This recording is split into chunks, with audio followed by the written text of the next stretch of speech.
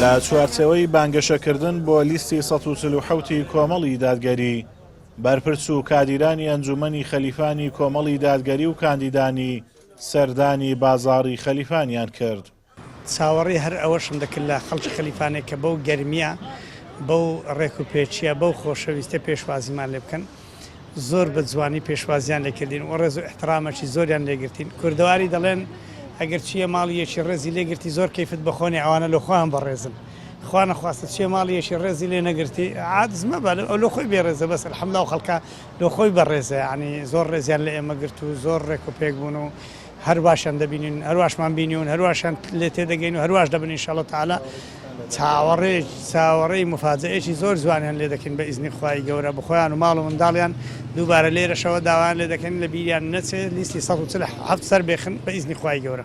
ئێمڕۆ هاتینە ناو بازاڕی خەلیفان و خەڵکی خەلیفان و هەروەها کاسبکاران پێشوازی پشتیوانیەکی بەرچاوی لیستی 147 کۆمەڵی دادگەریان کرد. ئەمەش لە ئەنجامی ئەو هەموو زوڵم و ستەممەی کە حیزبی دەسەڵات لەو ناوچانە دەیکا دەبینین بازاڕ چۆلە، دوکانەکان چۆلن، لەبەرچی لەبەرەوەی خەڵک گیرفانی بەتاڵە کاسبکار ئیشی پێناکرێ دەستیان خستۆتە بینە قاقای خەڵک بۆیە خەڵک لە بیستیدا پێم وایە سزایەکی باشی ئەو دەسەڵاتە دەدات و ناهێڵە چیتر بە زۆری نەیەک ئەو بڕیارانی کە بیانەوێ بیسەپێنێت. هاوڵاتیانی خەلیفانیش پشتگیری خۆیان بۆ کۆمەڵی دادگەری و کاندیدانی دەردەبڕن و دەڵێن کۆمەڵ ڕابردووی پاکە و شایستەی ئەوەیە کاندیدانی دەنجیان پێ بدرێ.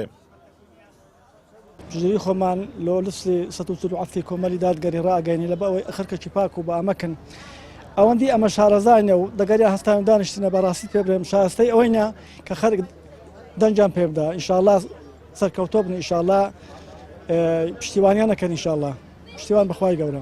کۆمەڵی دادگەری هەر کەسێک سەوتی بداتێ دەنجی خۆی بداتی کۆمەڵی دادگەری ئینشاءڵڵا خەڵک پشێمان نابیتەوە لە دەنگەکانی خۆ پشت بە خوای گەورە وا ئەکە هەر کەسێک دەنجی بداتە کاندیدانی کۆمەڵی ئیسلامی هەر شتێکی چاکە بکەن لە هەر هەموو شتێکی بەشدارن ئینشاءڵڵا.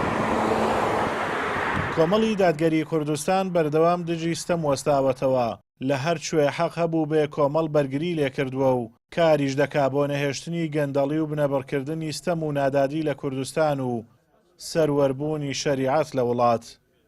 ئازاد ئۆمەراوەی کەناڵی ئاسمانی پەیام، قەزای خەلیفان.